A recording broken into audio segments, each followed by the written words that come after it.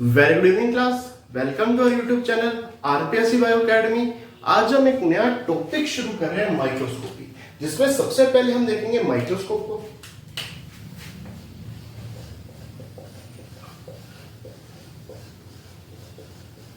Microscope क्या चीज है? माइक्रोस्कोप एक इंस्ट्रूमेंट। क्या है instrument?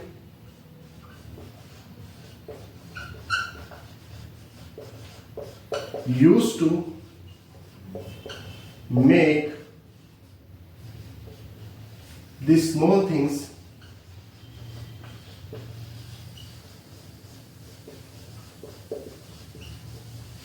visible, used to make the small things visible to the naked eye.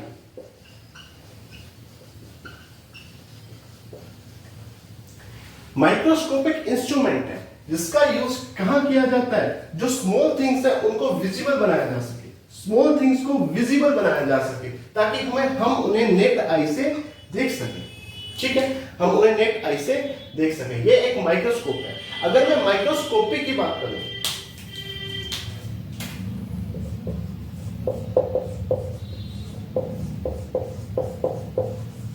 जिसकी बात करूं माइक्रोस्कोपी की, माइक्रोस्कोपी क्या है? It is a technical field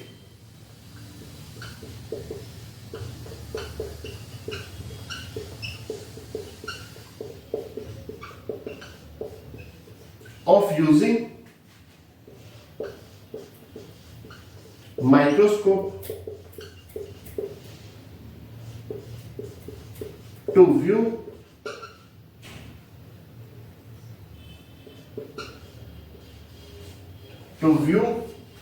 an object and areas of object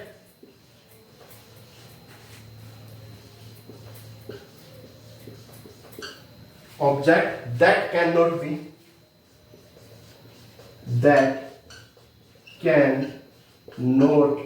be seen by naked eye. That cannot be seen by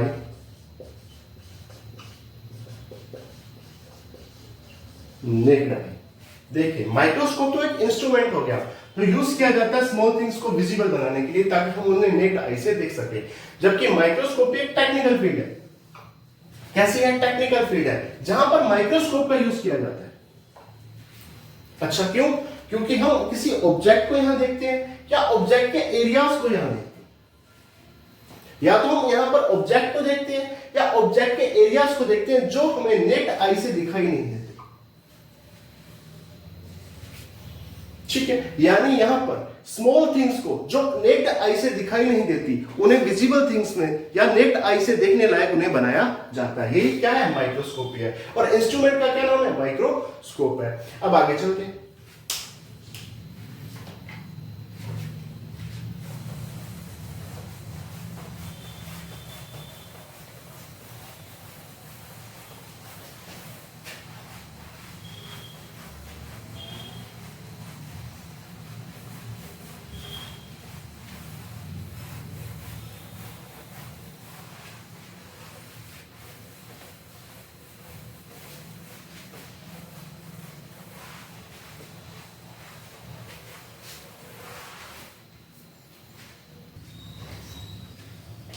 देखिए, अगर मैं first microscope की बात करूं,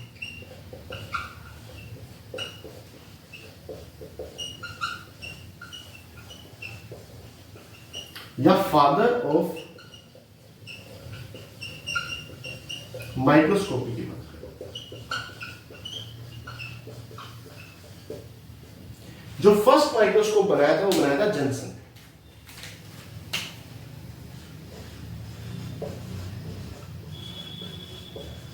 किसने बनाया था? जॉनसन ने। और फादर ऑफ माइक्रोस्कोपी कौन है? ल्यूवेनहोक।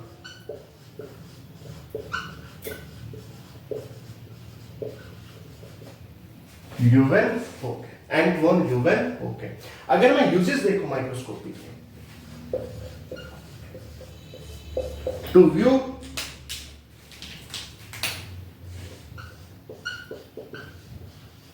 Bacteria, parasite,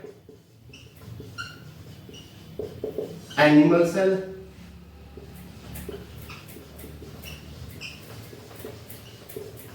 plant cell, cell division,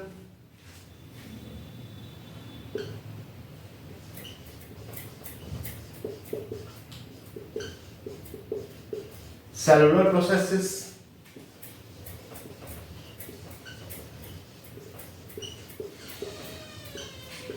cellular processes, इन सबको व्यू करने के लिए, इन सबको देखने के लिए किसका यूज किया जाता है? माइक्रोस्कोपी या माइक्रोस्कोप का यूज किया जाता है। पहला माइक्रोस्कोप जेन्सेन ने बनाया था। फादर ऑफ माइक्रोस्कोपी कौन है? ल्यूवेनहोक है।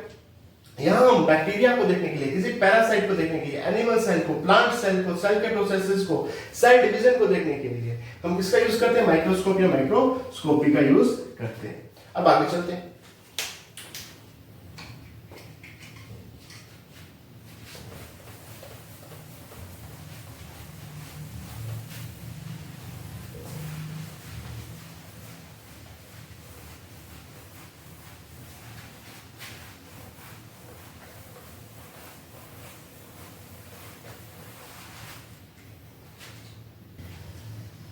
देखिए अब बात करते हैं मैग्निफिकेशन की।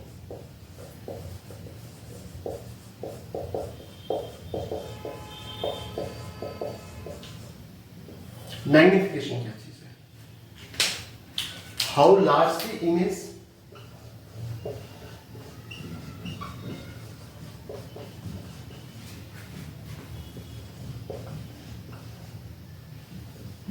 is as compared to actual specimen size।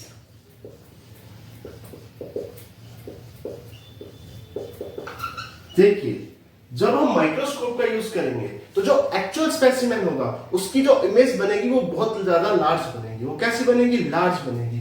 यहां पर मैग्निफिकेशन टर्म का यूज किया जाता है। मैग्निफिकेशन टर्म है क्या कि इमेज जो बनी है वो कितनी लार्ज बनी है उसका कंपैरिजन किया जाता है, उसको कंपेयर किया जाता है किससे?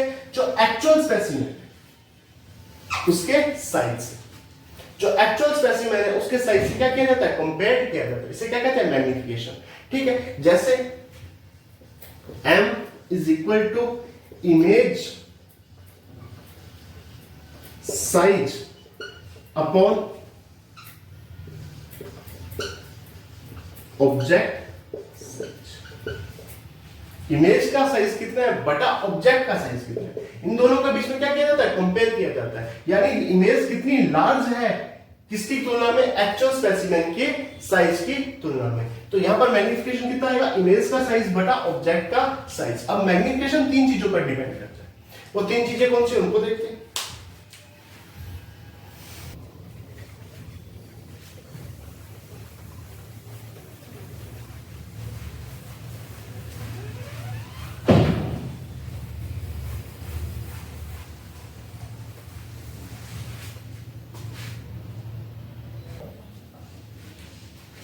देखिए जो मैग्निफिकेशन है वो तीन चीजों पर डिपेंड करता है। पहला ऑब्जेक्टिव लेंस का।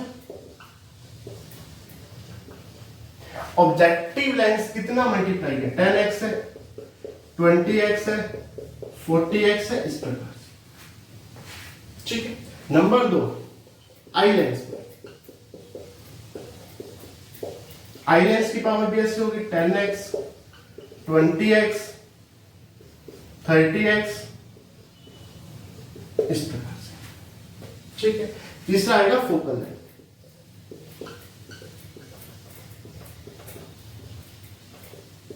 तीसरा क्या आएगा? फोकल लेंथ पर। तो मैग्निफिकेशन किस किस चीज पर डिपेंड करता है? ऑब्जेक्टिव लेंस पर, आई लेंस पर और फोकल लेंथ पर। अगर मैं मैग्निफिकेशन को देखूं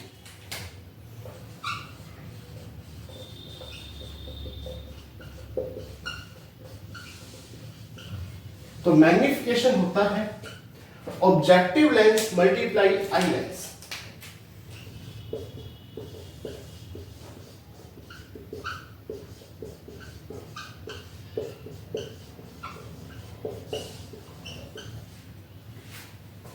ठीक है, अगर ऑब्जेक्टिव लेंस की पावर 20x दे रखी है और आई लेंस की पावर 30x दे रखी है, तो मैग्निफिकेशन कितना आएगा? 600। देख लो कितना आएगा? 600। यानी जो इमेज दिखाई देगी वो इमेज जो ऑब्जेक्ट की या स्पेसिमेन की कितनी गुना होगी? 600 गुना, यानी 600/1 है। ठीक है, और यहां पर आई लेंस को कई बार ऑक्यूलर लेंस भी लिखा है, ऑक्यूलर लेंस भी लिखा है। तो ये आ गया मैग्निफिकेशन। ठीक है, इसके बाद आगे चलते हैं।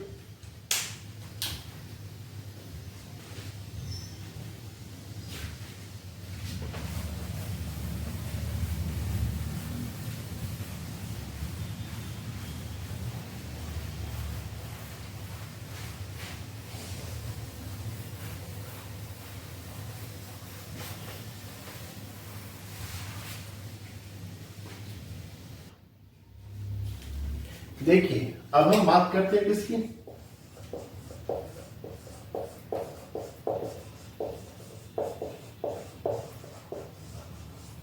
Resolving power. देखिए ये दो पॉइंट आपको अलग अलग दिख रहे हैं, ये दो पॉइंट आपको फिर से अलग अलग दिख रहे हैं, लेकिन मैं ये दो पॉइंट इतने स्मॉलेस्ट डिस्टेंस पे रख दूं कि आपको एक ही दिखे, आपको ये एक ही दिखे, ये दो ना दिखे, आपको क्या दिखे? एक ही दिखे। ये इतने स्मॉलेस्ट डिस्टेंस पे है कि आपको क्या दिख रहा है? एक ही दिख रहा है। यही पावर रिजॉल्विंग पावर कहलाती है। यानी दो nearest point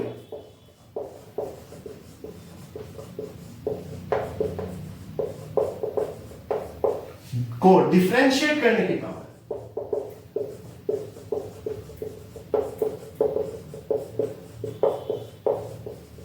two nearest point को डिफरेंशिएट करने की पावर क्या कहलाती है? रिजॉल्विंग पावर कहलाती है। यानी यहां पर तुम्हें दो, ये जो पॉइंट्स है तुम्हें दो दिख रहे हैं, यहां पर तुम्हें दो दिख रहे हैं, ये इतनी पास में है ये दो के बजाय क्या दिख रहा है? एक दिख रहा है। यानी दो नियरेस्ट पॉइंट जिन्हें हम डिफरेंशिएट करने की पावर क्या कहलाती है? रिजॉल्विंग पावर कहलाती है। ठीक है, अगर मैं इसे देखूं, द स्मॉलेस्ट डिस्टेंस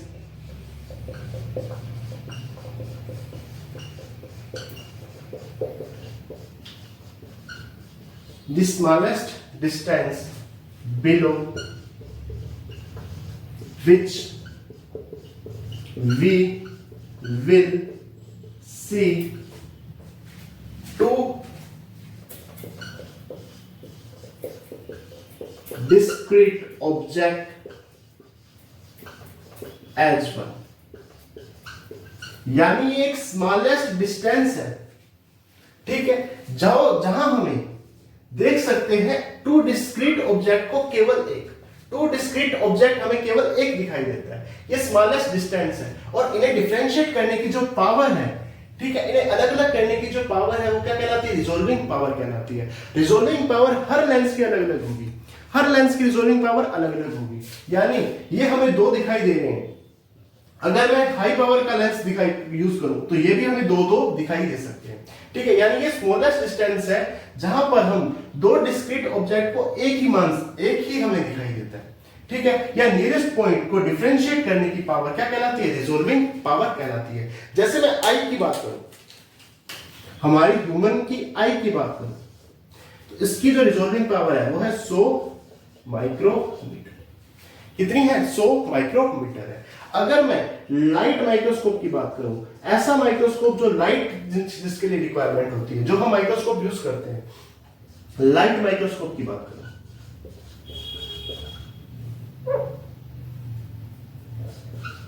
उसकी होती है 0.25 माइक्रोमीटर, 0.25 माइक्रोमीटर। और यदि मैं इलेक्ट्रॉन माइक्रोस्कोप की बात करूं,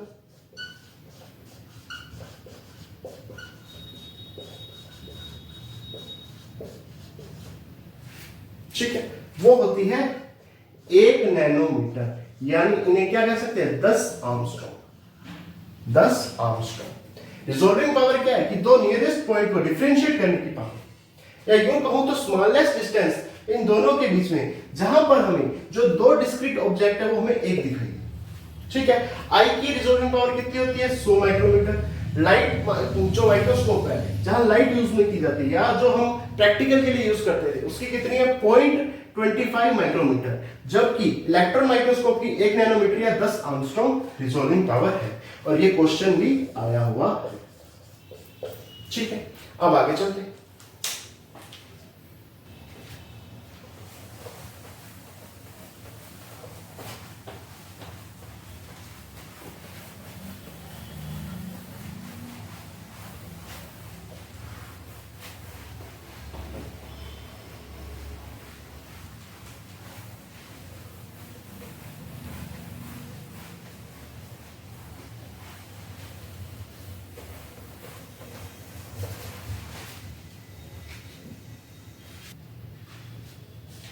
देखिए, अगर मैं बात करूं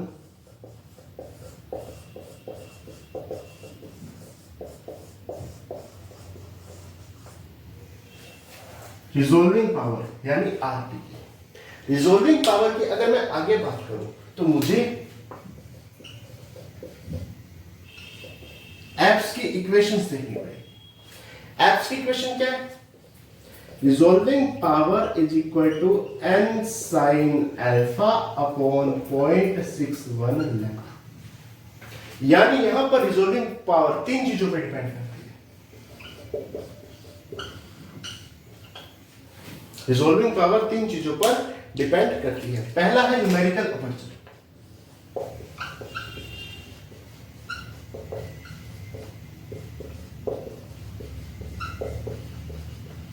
न्यूमेरिकल अपर्चर जिसे कहते हैं N sine alpha. Numerical aperture जिसे हम क्या कहते हैं? एन साइन अल्फा कहते हैं। दूसरा एन,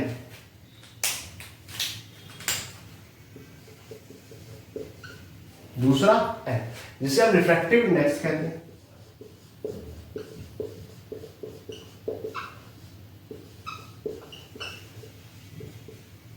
रिफ्रैक्टिव इंडेक्स कहते हैं। और तीसरा लैम्डा, वेवलेंथ।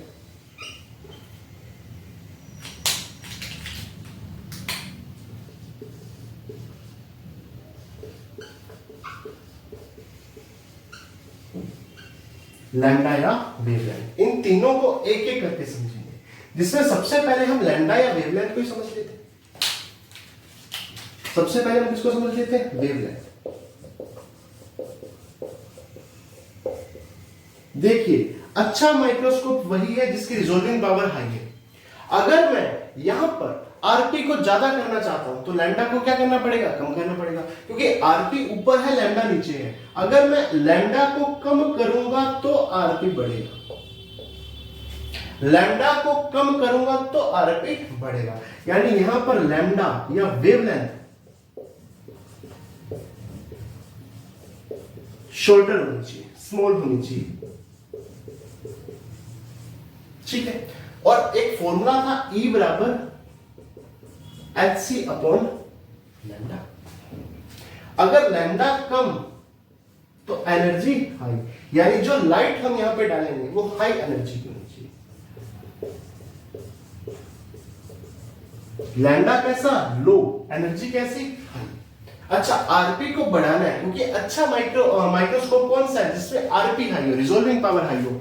मुझे क्या करना पड़ेगा? एन को भी बढ़ाना पड़ेगा और एन साइन अल्फा को भी बढ़ाना पड़ेगा। वेवलेंथ को तो कम करना पड़ेगा,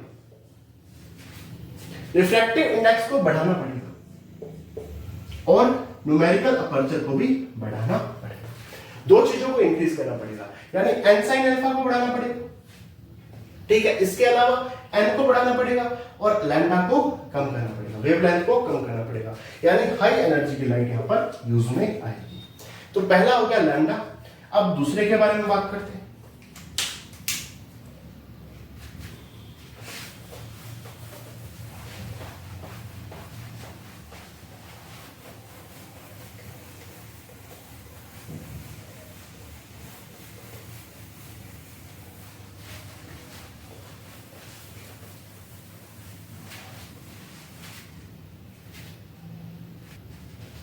देखिए, अब हम बात करते हैं नंबर 2 पर।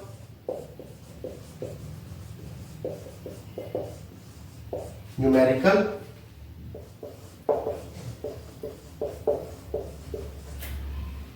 अपर्चर।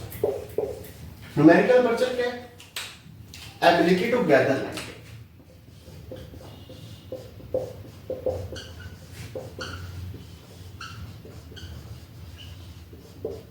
लाइट को इकट्ठा करने की एबिलिटी, लाइट को गैदर करने की ability. Ability to gather light क्या है? Numerical aperture. To resolve fine specimen detail, जो कि रिजोल्व करेगा स्पेसिमेन की फाइन से फाइन डिटेल को। To resolve fine specimen detail. ठीक है, जो न्यूमेरिकल अपर्चर होगा उसका फॉर्मूला क्या था?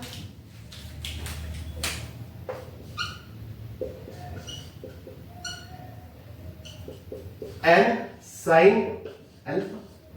और एन साइन अल्फा क्या है? साइन अल्फा पे डिपेंड कर रहा है, यानी न्यूमेरिकल अपर्चर किस पे डिपेंड कर रहा है? साइन अल्फा पर, यानी इसे हम कहते हैं एंगुलर अपर्चर।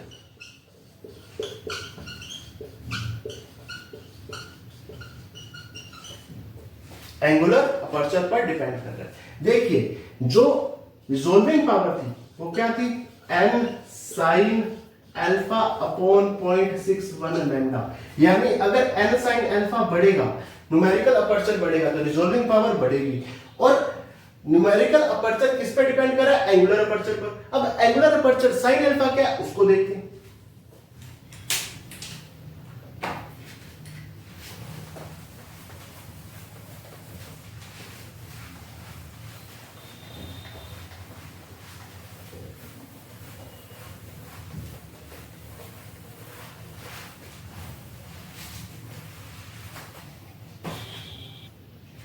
देखिए, अब बात करते हैं angular aperture.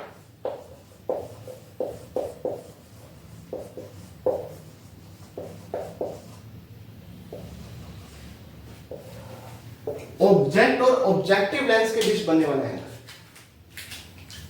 Object and objective lens के बीच बनने वाला एंगल क्या कहलाता है? एंगुलर अपर्चर कहलाता है। ऑब्जेक्ट और ऑब्जेक्टिव लेंस के बीच बनने वाला एंगल क्या कहलाता है? एंगुलर अपर्चर कहलाता है। देखिए, मान लीजिए ये ऑब्जेक्ट है और ये है लेंस, ऑब्जेक्टिव लेंस है। ये ऑब्जेक्टिव लेंस है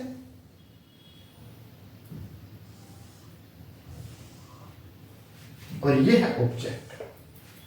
ये ऑब्जेक्टिव लेंस है और ये है ऑब्जेक्ट।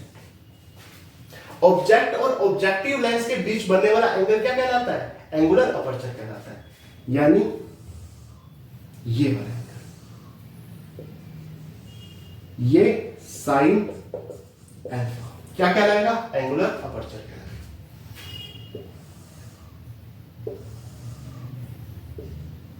ये साइन अल्फा क्या कहलाएगा? एंगुलर अपर्चर कहलाएगा।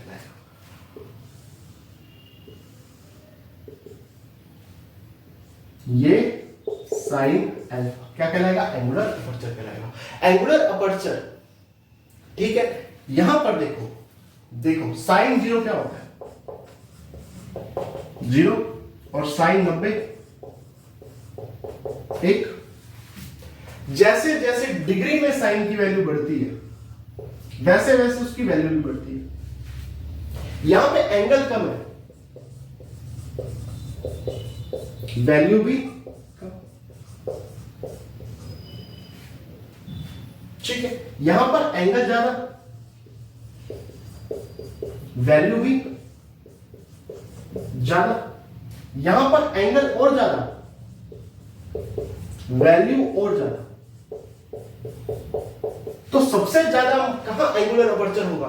जहां पर एंगल ज्यादा होगा, यानी जहां पर ऑब्जेक्ट और ऑब्जेक्टिव लेंस पास पास होंगे। जहां पर ऑब्जेक्ट और ऑब्जेक्टिव लेंस पास पास होंगे वहां पर एंगुलर अपर्चर ज्यादा होगा। अगर एंगुलर अपर्चर ज्यादा,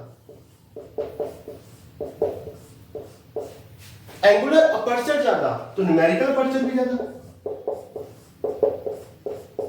न्यूमेरिकल अपर्चर क्या था? N sine alpha. ठीक है, तो न्यूमेरिकल अपर्चर भी ज्यादा। और अगर न्यूमेरिकल अपर्चर ज्यादा तो आप बताओ ये जो रिजोल्विंग पावर है ये भी ज्यादा। तो मैं तो हाई रिजोल्विंग पावर चाहता हूं, तो मुझे क्या करना पड़ेगा, ये जो ऑब्जेक्टिव लेंस है और ऑब्जेक्ट है इन दोनों के बीच में डिस्टेंस कम रखनी पड़ेगी।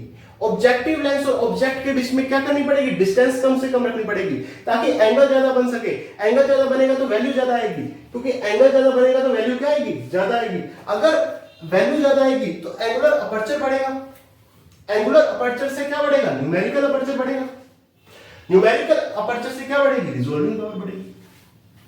तो मुझे अगर रिजोल्विंग पावर बढ़ानी है तो मुझे क्या करना पड़ेगा, पहला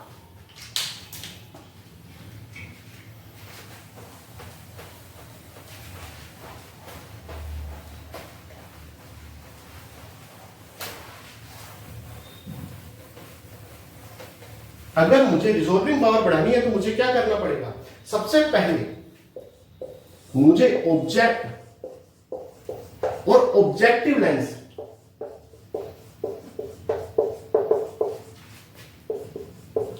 के बीच की जो डिस्टेंस होगी उनको कम रखना पड़ेगा। डिस्टेंस कम तो एंगल ज्यादा, एंगल ज्यादा तो एंगुलर अपर्चर ज्यादा, एंगुलर अपर्चर ज्यादा तो न्यूमेरिकल अपर्चर ज्यादा, न्यूमेरिकल अपर्चर ज्यादा तो रिजोल्विंग पावर ज्यादा आएगी। सिंपल। ठीक है, दूसरा क्या करना पड़ेगा, लेंस की थिकनेस बढ़ा दो।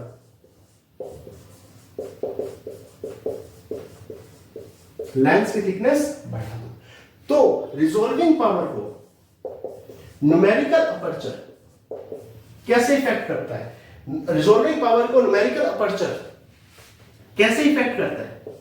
एक तो ऑब्जेक्ट और ऑब्जेक्टिव लेंस के बीच की डिस्टेंस को कम कर दो, दूसरा लेंस की थिकनेस को बढ़ा दो। ठीक है, क्योंकि रिजोल्विंग पावर किस पे डिपेंड है, न्यूमेरिकल अपर्चर पर, और न्यूमेरिकल अपर्चर किस पे डिपेंड है, एंगुलर अपर्चर पर। क्योंकि न्यूमेरिकल अपर्चर क्या है, एन साइन अल्फा, और एंगुलर अपर्चर क्या है, साइन अल्फा। ठीक है, तीसरा क्या आएगा, रिफ्रैक्टिव इंडेक्स, उसे हम अगली क्लास में डिस्कस करेंगे।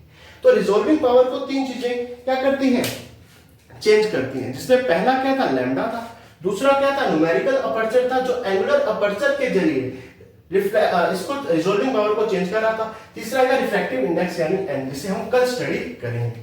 तो आज के लिए इतना ही, थैंक यू।